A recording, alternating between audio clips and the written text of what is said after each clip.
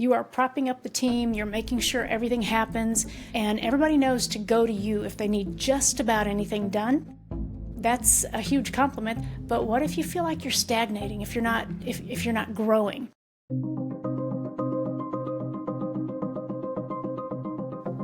Welcome to Frontline Women, a show dedicated to women on the leading edge of change and culture renewal in America. I'm Dalisia Coppersmith, and I'll be your host and guide as we explore emerging issues and opportunities for women to lead side by side with men every day.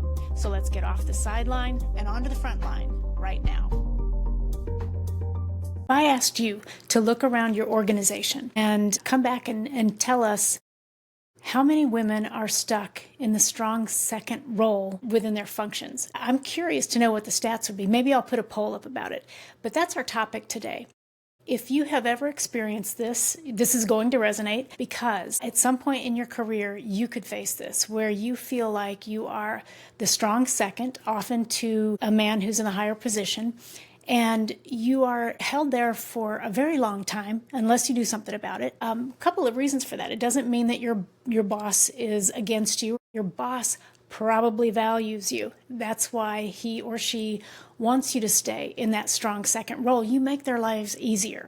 So when is it not so great for us to stay in that second position for too long? Well, in some careers and in some organizations, people stay in leadership positions for 10, 20, even 30 years. Yes, that happens. Same position, same leader, 20 or 30 years. I've seen it. So how long should you stay in that strong second role? You may stay in the job, but being in a strong second role can really, limit the impact that you can make. The UN Women Report that comes out every year tracks where women are globally. And they actually found out a few years ago we had fallen back to 2019 levels. So we're just starting to creep up. But what a lot of us see in the middle of organizations is talented women just getting stuck in place. They either have to leave to find a promotion, or they have to learn to be happy where they are if they don't want to leave. I think we can do better than that, because you have an impact that only you can make. And whether you go to another job or you stay in your current job, we've got to get you out of that being cast as the strong second behind someone else. So what is the strong second role? Let's say if your boss is a director, you may be like the deputy director. If your boss is a vice president, you could be a director. This could also be in a project team. You may have a project leader and you don't have an official title, but you're the one that project leader really relies on. You are propping up the team, you're making sure everything happens, and everybody knows to go to you if they need just about anything done or if they want advice on something. So that's a huge compliment. But what if you feel like you're stagnating, if you're not growing? Especially if you aspire to have your boss's job at some point down the road or another job like it. When we get stuck there, we get typecast, and we feel like people only see us one way. You're the person who's organizing things, or you are the technical expert, and you get typecast to the point where you're not able to use all of your talents. When that starts to happen, and year 2, 3, 4, 5, maybe 10, and you realize I'm just, waking up early, getting to work, and making the donuts at this point in my job. I could do it with my eyes closed. I feel like I'm ready to step up, but my boss is still in his or her role. Well, let's see if we can't break that up a little bit, because it's not only for your career progression, it's also for your own satisfaction and engagement in your job. That's a second reason. A third reason would be because there are probably people who would benefit from you doing some different things than maybe what you're doing right now. So if we want to unstick from being cast as the sidekick, to our boss, what in the heck do we do?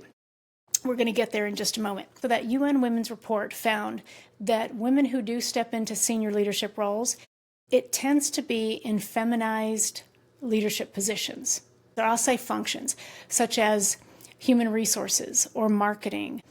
The other thing that they found is it's also, more likely to be in feminized career fields. And when I say feminized, I mean it's feminized in people's minds. There's so much here socially that you and I both know that drives women into those feminized functions and career fields.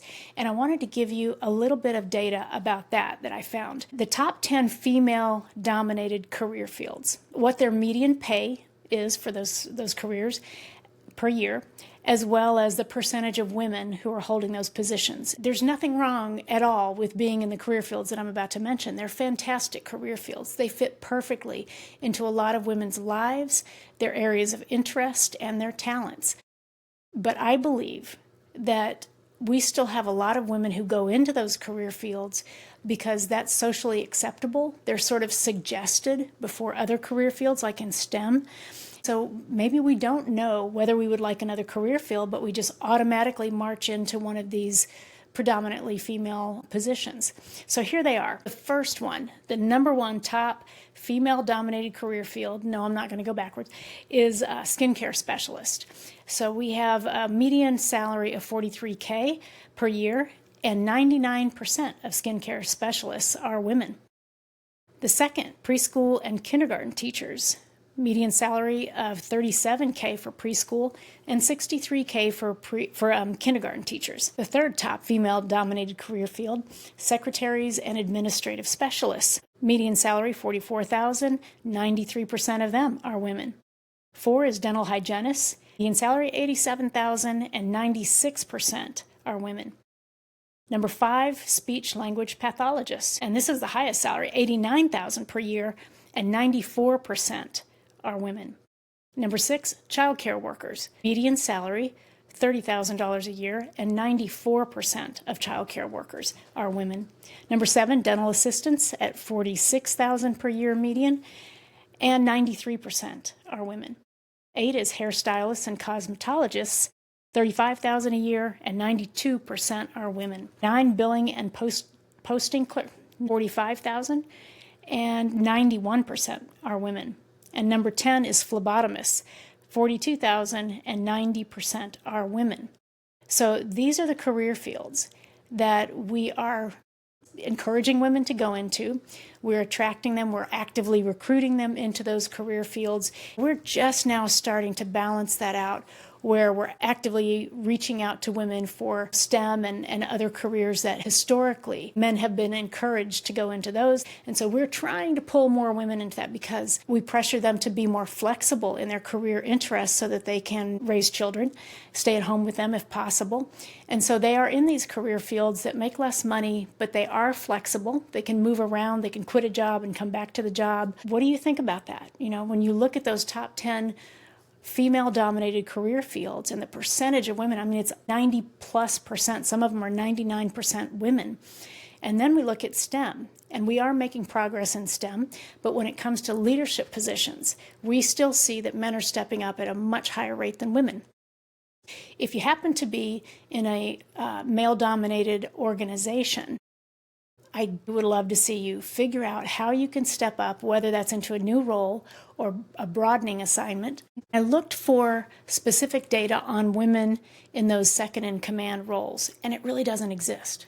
I mean, you would have to, just by process of elimination, you would have to figure out, okay, out of the senior leadership roles that we see women in, we have had an increase in that, thankfully, because it had gone back to the 2019 levels. It's starting to balance back out, and we're moving forward.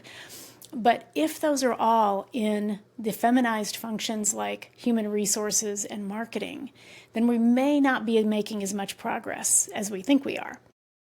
Without really solid data on women in those second-in-command roles, how long they've been in them, different ways they've tried to move forward but sort of been discouraged. Without that data, I can't give you statistics that I would love to give you. Thankfully, we're seeing more women run for office, congressional seats, as well as, in the state legislatures and local governments. So that's a good thing. And I wanted to highlight Canada in their civil service has 51% female leadership. That's just astounding, okay? It looks like they're pulling ahead in terms of women seeing themselves as leaders and actually stepping into these roles because, I'm not going to blame everything on men. At this point, the policies are in place. The opportunities are there. Now it's up to us to step into the roles and do a good job when we get there. Okay, so we've defined what the strong second role is. And again, it's not necessarily a job title, it's more the way that you have been cast. Now I'd like to talk about how we break out of the role. I said earlier, you don't necessarily need to leave your job or your company or your government organization. Because a lot of women love what they do and they love their organization. And if they need to wait another 5 years or even 10 years for an opportunity to move into that next higher up leadership position, a lot of women are okay with that. They've got great support in their organizations, but they know that they are capable of doing a great job in that role. So do you stay or do you go? That's the question. Well, here's what I suggest. The first thing that I would do, of course, have a career conversation with your boss. And I mean a serious one, not just the annual, hey, what do you want to work on? What are your career aspirations? I mean, that's wonderful when they ask us that, but it just seems like that's nice to know. Nice to know what your career interests are, but there's no real action on it. Some organizations, they don't even really have those conversations. They have performance reviews and that's it. So have a serious career conversation with your boss, letting them know that you feel like you have stagnated a bit, that you believe you're a good candidate for his or her role. Yes, it's okay for you to just say it like that. And not that you're trying to move them out or anything. You can say, look, it may be 10 years before you step into another role or retire, and that's totally okay. I do see myself as a candidate for your role, so I would like to be preparing for that just in case. I feel like there are other things I could be doing. So your boss is going to respond one of three ways. Number one, hopefully they will help you. They'll help you define a good broadening assignment or a next step. They could be aware of a position that's coming open soon that you might be good for. And along with that conversation, if you have prepared a successor for your job, it'll go better. But that's the first thing, that career conversation. That they help you with, that's wonderful. The second thing that they might do is they could try to keep you in place, and I don't blame them if you're really good at your job. They could discourage you from stepping into other roles and tell you how great your own role is and how much they value you, how good you are at it, and how everybody loves you being in that role. That is a huge compliment, and still it doesn't solve the problem of you feeling like you've stagnated. So that's the second, response that you might get from your boss. The third is that they completely avoid the conversation. They get out of it as quickly as they can, and they don't come back to it. So you come back maybe a year or two later and you try to have the conversation again, and they dodge it again. And this doesn't mean they don't value you. They may value you far more than you thought they did, but still you feel like it's time to grow. So beyond having that career conversation with your boss, whether they help you or not, the second is a broadening assignment of some sort. And that means maybe if you're going to stay in your job, you split off 25% of your time and you go work in an area of the business that's going to help you grow and prepare for your next role. This is kind of a tough sell in organizations that really want to get maximum productivity out of every person in every role. But we have to position this as you are still giving maximum contribution. But you peeling off for 25%, of your time to go do a broadening assignment allows someone else to maybe step into your role a little bit and start learning what you do. If there's going to be movement, and there will be eventually in the organization, all boats rise because everybody's preparing for their next role. So broadening assignments are fantastic. Just make sure that you go into one that is directly helping you, not just the organization. And make sure it's one where there are clear results that you can show at the end, not just that you went and shadowed somebody. Because when people go away and shadow somebody for a year and there's no work results out of that, trust me, it doesn't help your career. So the third thing that you can do to break out is, of course, take another role within or outside of your current organization. And that's a big step. It's a scary step sometimes, especially when you have invested so much in your current organization. So you're risking things, right? You may even go somewhere where there's a higher salary, but you enjoy it a lot less. The politics are horrible, or they put so much pressure on people. So be careful what you wish for in that way. But if you really feel that you need to leave in order to grow, then leave on a good note with the door wide open, because people go back to organizations all the time. If you did leave your organization, you could say, I feel like I need to stretch my legs for 3 years or 5 years, but I would love the opportunity to be considered for a role back here in the future because I do love this organization. There's just not a place for me to grow right now. And that is a much better way to leave than just to, send your letter of resignation and stomp away angry because you didn't get promoted. So, what will you do if you feel you're stuck in a strong second role? Will you stay quiet and just bear it and go home and complain or talk to your friends? Or are you going to make conscious choices, have conversations that build bridges and pave the way for your future? If you feel like this situation is happening to you, that's what I recommend. So it's up to you. The choice is yours, how you respond to it. And I hope that you make a choice that you're happy with. If you need help with that, reach out anytime. You can book a call with me and make sure that if you're in that strong second role, that you break out of it soon. Have a great week.